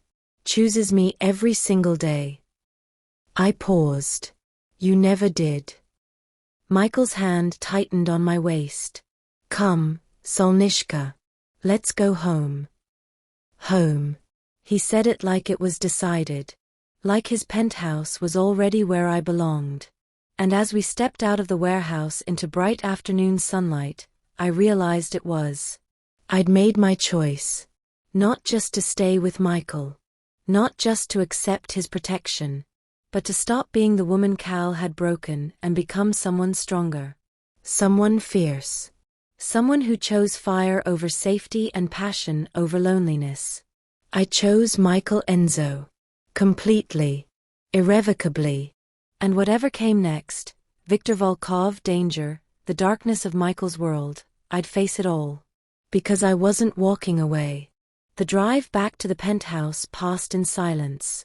Michael's hand remained on my thigh, possessive grounding, while Manhattan blurred past the windows. My mind replayed the warehouse, Cal's tears, the finality of walking away. I'd expected to feel something. Regret, maybe. Guilt. Some residual attachment to the man I'd once loved. Instead, I felt free. You're smiling, Michael observed, glancing over at me. I am. I placed my hand over his, threading our fingers together. I thought seeing him again would hurt. That I'd remember the good times, the life we'd planned. I paused. But all I could see was weakness. The same weakness that made him run. Made him take Victor's money. Made him lose me. Michael lifted my hand to his lips. His loss is my gain. That's very possessive of you. I'm a possessive man. His smile was unapologetic. Especially about things, about people, I consider mine. We pulled into the private garage beneath his building. Marco opened my door with silent efficiency, and Michael guided me toward the private elevator with his hand at my back. The ride up felt different this time. Not nerve-wracking. Not uncertain. Inevitable. The elevator doors opened directly into the penthouse. Sunlight streamed through those massive windows, turning Manhattan into a glittering promise. Michael's world. My world now, I supposed. Hungry? He asked, shrugging out of his jacket. I can have something sent up. Not really. I moved to the windows, looking out at the city. Is Victor going to come after me? Now that Cal failed him. Michael came up behind me, his arms wrapping around my waist, pulling my back against his chest. Probably. Men like Victor don't give up easily. His lips brushed my temple. But he'll have to go through me first. Through Marco and the 40 men I have positioned throughout the city. Through security systems Cal couldn't imagine and resources Victor can't match. 40 men. I twisted to look up at him. You have 40 people protecting me? I have 40 people who know that harming you means answering to me. There's a difference. His hand came up to cup my jaw. You're not just under my protection, Amber. You're my declared priority. Everyone who works for me knows it. Everyone who opposes me knows it. He paused. And soon, everyone in New York will know it. That sounds ominous. It's strategic. He turned me to face him fully. In my world, weakness is an invitation. Victor approached you because he thought you were vulnerable. That I hadn't claimed you publicly enough. His eyes darkened. I'm going to fix that. How? Instead of answering, he pulled me toward the massive dining table where a newspaper lay open. Not just any newspaper, the society section of the Times. And there, half a page in, was a photo from last night. Me in Michael's arms outside the bar, his hand at my waist, looking up at him like he was my entire world. The caption read, Michael Enzo, Manhattan's most eligible bachelor, seen with mystery woman. They got your name wrong, Michael said quietly. Called you mystery woman. That changes today. What do you mean? He picked up his phone, typing quickly. I'm making a statement. Declaring you publicly as mine. It'll be in tomorrow's papers, across social media, everywhere that matters. He looked up. By tomorrow night, everyone will know your name. Know you're under my protection. Know that touching you means war. The implications crashed over me. Michael, that makes me a target.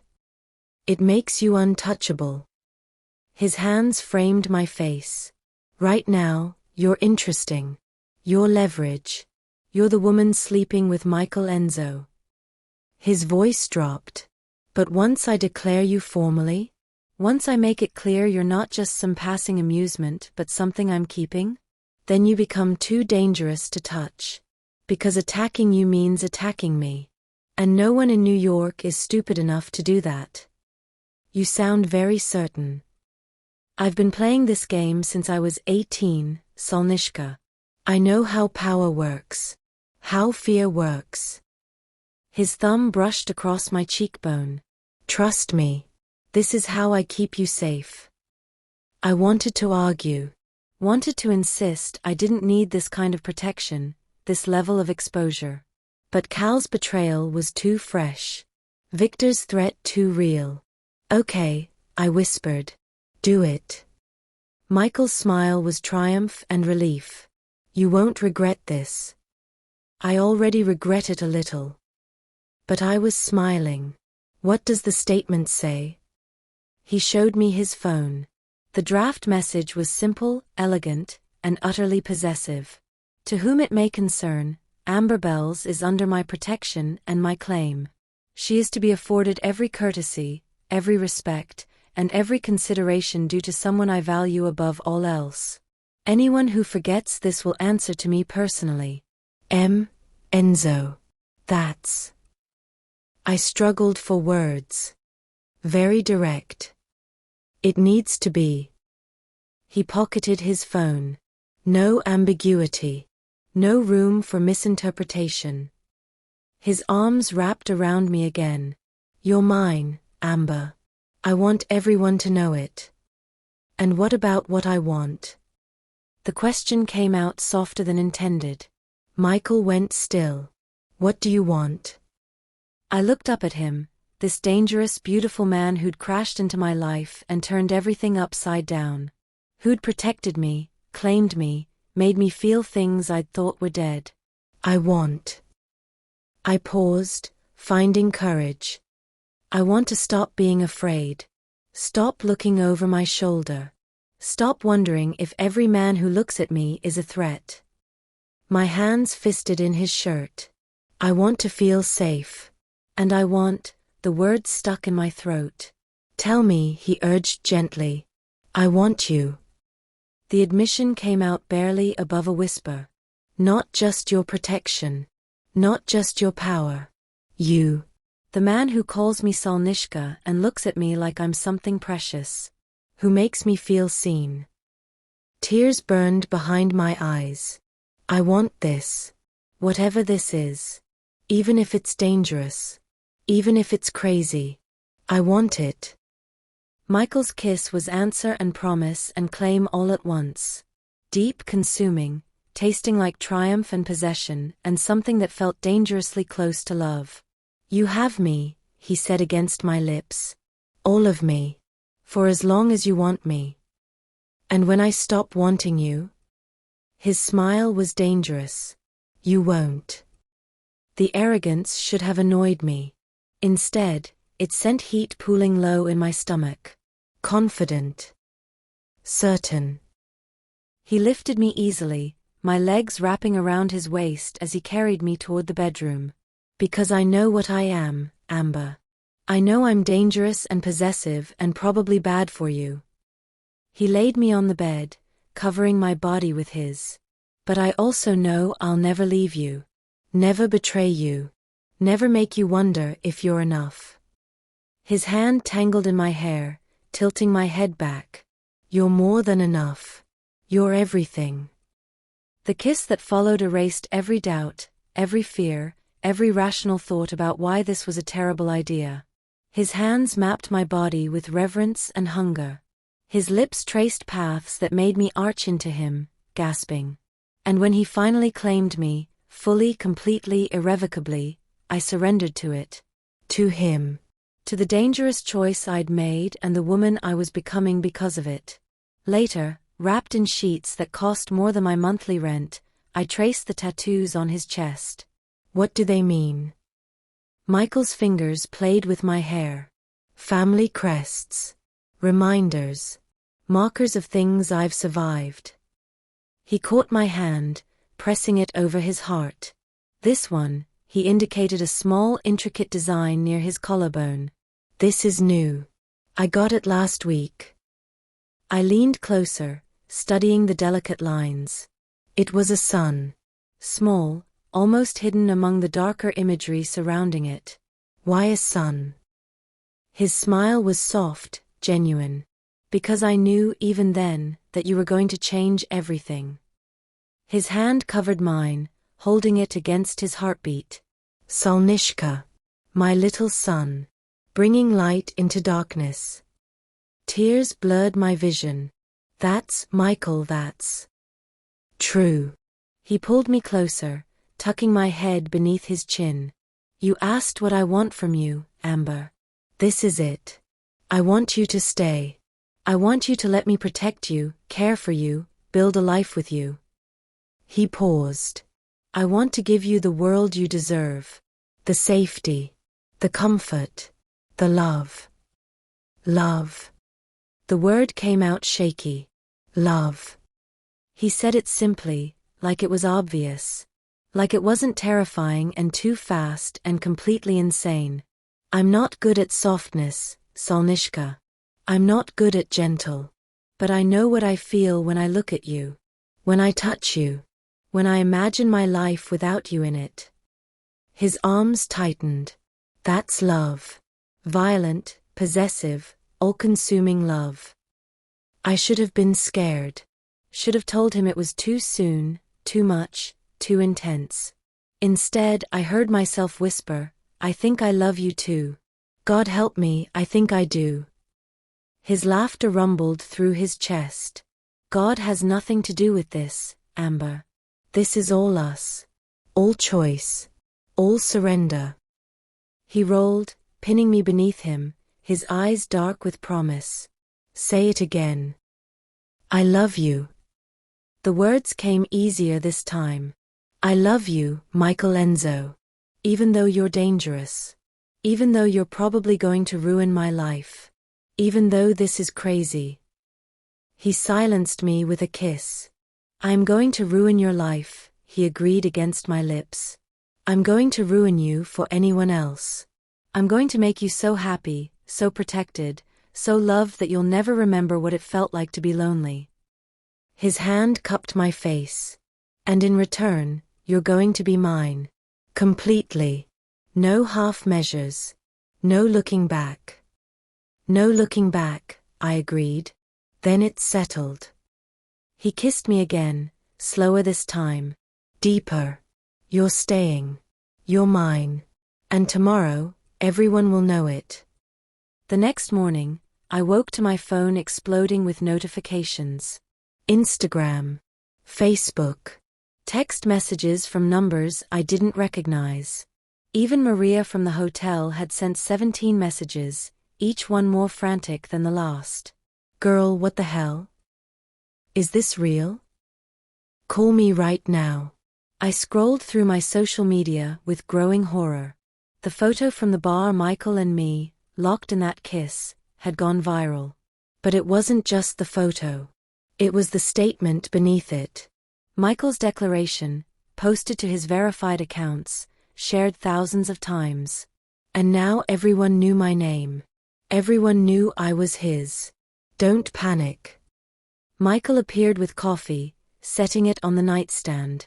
He was already dressed, suit perfectly tailored, hairstyled, looking every inch the powerful man he was. This is what protection looks like. Protection looks like my face plastered across the internet? I grabbed my phone, showing him the flood of messages. Michael, people from high school are reaching out. My old landlord. Random strangers asking if I'm really dating you. And now Viktor Volkov knows better than to touch you. He sat on the edge of the bed, his hand finding mine. And Cal knows he lost.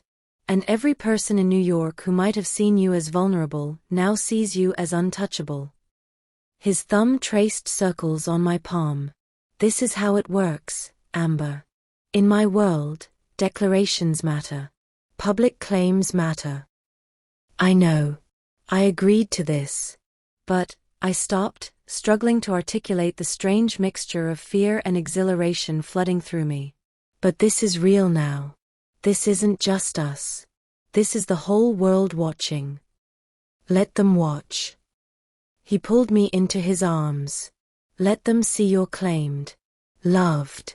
Protected. His lips found my temple. Let them see what happens when someone tries to hurt what's mine. Despite my anxiety, I felt myself relaxing into his embrace. You're very good at this. At what? Making me feel safe even when the whole world knows my name. His smile was soft. That's because you are safe. The whole world knowing your name, that's not a threat, Solnishka. That's a shield. He pulled back to meet my eyes. Trust me. I looked at him, really looked. At the man who'd tattooed a sun on his chest for me. Who'd sent ghost orchids and made declarations and looked at me like I was his entire world. I trust you, I said. Good. He stood, pulling me up with him. Because we have somewhere to be. Where? I'm taking you shopping. At my confused expression, he smiled. You're going to need an entirely new wardrobe. Something that fits who you are now. Who we are together. His hand cupped my face. Something that makes you feel as powerful as you actually are. Michael, I can't afford. You're not paying. I am. He silenced my protest with a kiss. This isn't charity, Amber. This is me taking care of what's mine. Providing for you. Making sure you have everything you need and everything you want. His voice dropped. Let me spoil you. Let me give you the life you deserve. I wanted to argue. Wanted to insist I could take care of myself, that I didn't need his money or his gifts. But the truth was, I was tired of struggling. Tired of counting pennies and working double shifts and choosing between eating and electricity. And Michael, dangerous, possessive Michael, was offering me a way out. Not just survival, but actual comfort. Luxury. Safety. Okay, I whispered. Spoil me. His grin was pure triumph. With pleasure. The boutique was in Soho, the kind of place I'd never dared enter before. The kind where there were no price tags and the sales associates looked like models. Michael's hand remained steady at my back as we entered, and immediately, the staff descended. Mr. Enzo. A woman in sleek black appeared, her smile professional but warm. So wonderful to see you again. And this must be, her gaze shifted to me, and something flickered in her expression. Recognition, maybe, from the viral photos. Miss Bells. Welcome. We're honored to have you. The next 3 hours passed in a blur of silk and cashmere and designers whose names I only knew from magazines. Michael sat in a leather chair, watching as I modeled dress after dress, outfit after outfit. His expression remained impassive most of the time, until I stepped out in a particular black dress that hugged every curve. That one, he said, his voice low, dangerous. Definitely that one. It's a bit revealing. It's perfect.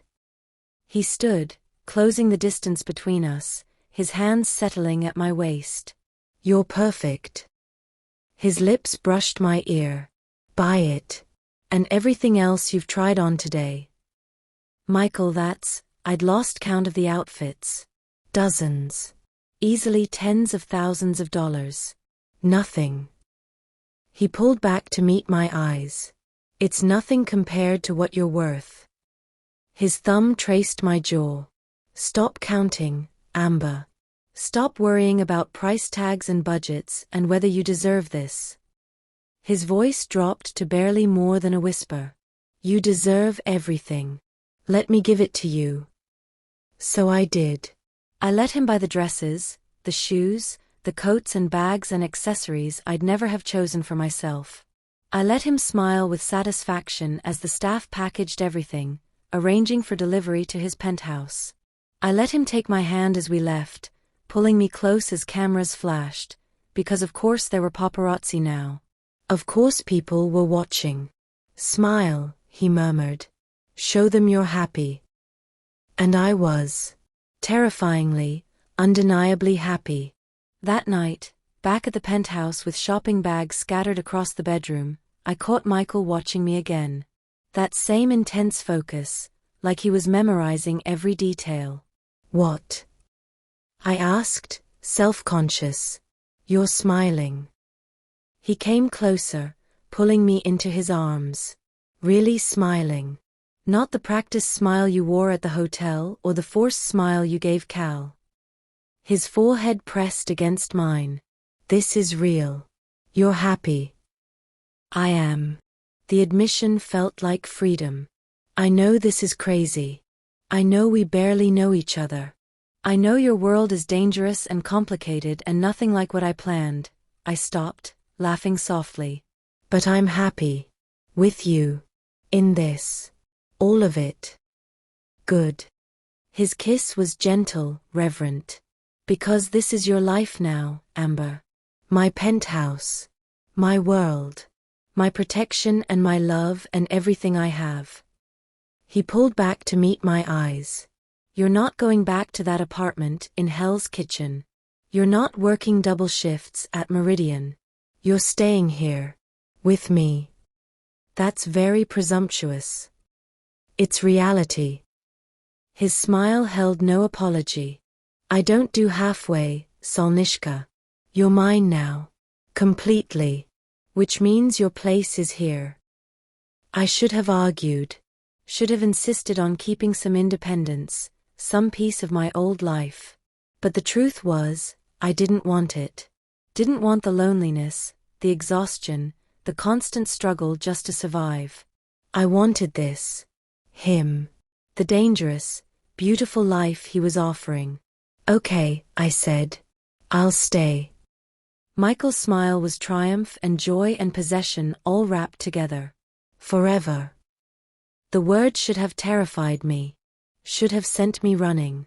Instead, I heard myself say, forever. He kissed me then, deep, consuming, sealing the promise we'd just made. And as Manhattan glittered beyond the windows and the future stretched before us, unknown and dangerous and utterly inevitable, I surrendered to it all. I'd asked a stranger for a kiss to make my ex jealous. Instead, I'd found something far more dangerous and infinitely more precious. I'd found Michael Enzo. And I was never letting go. 6 months later. The charity gala glittered with Manhattan's elite, politicians, business moguls, socialites dripping in diamonds. I stood beside Michael, wearing one of those beautiful dresses he'd bought me, and felt the weight of every gaze. They all knew who I was now. Michael Enzo's woman. The one he'd claimed publicly. The one who'd transformed from struggling hotel worker to the most protected woman in New York. You're frowning, Michael murmured, his hand warm at my waist. I'm nervous. I smiled at a couple passing by, then turned to him. These people, they're not my world. They're our world. He guided me toward the balcony, away from prying eyes. The November air was crisp, and Manhattan spread beneath us like a promise. And you belong here as much as any of them. More because you've earned it. I haven't earned anything. You gave me. You earned it by surviving Cal. By choosing me despite the danger. By standing beside me these last 6 months while Victor tested our boundaries and my enemies circled. His hands framed my face. You've earned every moment of happiness, Amber. Never doubt that. I leaned into his touch, marveling at how normal this had become. How right. Victor's still a problem. Victor will always be a problem. Michael's smile held no warmth. But he's learned not to touch you. Not to test those boundaries. He paused. Did you hear? Cal left the country. Australia, apparently. Good. And I meant it. Cal was a ghost now, a memory with no power over me. Let him stay gone. He will. Michael's certainty was absolute. He knows what happens if he doesn't. I looked out at the city, my city now, in a way it had never been before. Do you ever regret it? Claiming me so publicly? All the complications it brought. Never. His arms wrapped around me from behind, pulling my back against his chest. You're the best decision I ever made, Solnishka. The only thing in my life that's purely good. I'm not that good. I turned in his arms. I let you ruin me, remember? His laugh was low, intimate. And I've enjoyed every moment of it. His hand slipped into his pocket, and suddenly, he was pulling out a small velvet box. My heart stopped. Michael. I know what you're going to say. He opened the box, revealing a ring, simple, elegant, a single diamond that caught the city lights. That it's too soon. That we're moving too fast. That this is crazy. His eyes held mine.